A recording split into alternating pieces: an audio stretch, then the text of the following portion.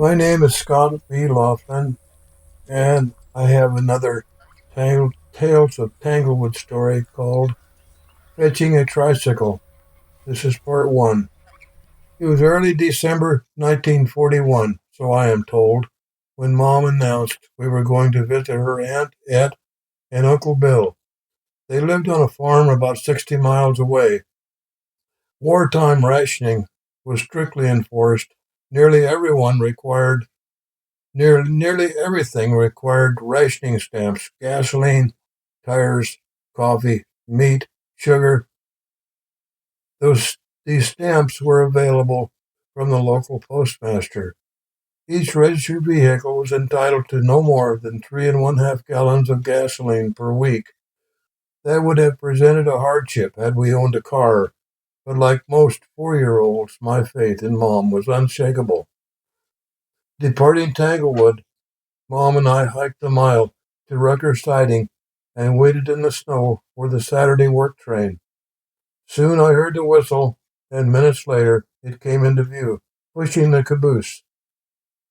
The conductor, wearing soiled overalls, appeared from the caboose and gripped the handrail. Reacting to a wave of his hand, the engineer brought the train to a clattering halt, and he swung down from the platform while the locomotive made hollow, huffing sounds. "Are you traveling to Butler with us?" he asked. "Please. The fare is 50 cents. No charge for the boy," he said. As he placed a suitcase on the platform and gave us each a hand up, we were met with a blast of hot air and a sour smell of burning coal as he opened the door. "Wait here.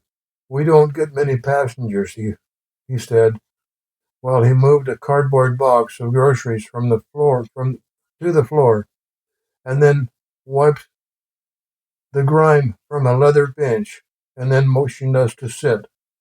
After we were settled, he signaled the engineer with a soiled towel. Cinders rained down on the caboose as the caboose pulled away from the wrecker siding. A few moments later, the brakeman entered, nodded, and climbed the short ladder to his cupola.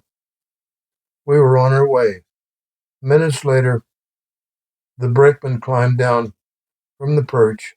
"There are cattle on the track," he told the conductor. As the train came to a halt, the two of them met the engineer and fireman.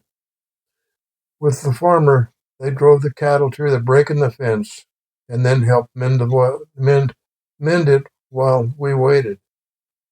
Much later, I learned that the headquarters was not yet aware that Rucker Siding was no longer an active pickup point for livestock and coal.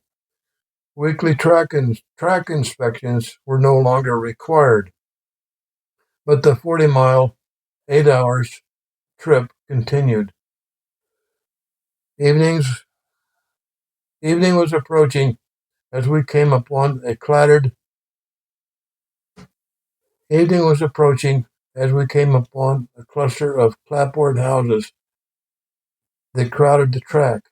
As the engineer stopped the train, the conductor took a box of groceries and handed it across the fence to an elderly woman in a dark gray coat.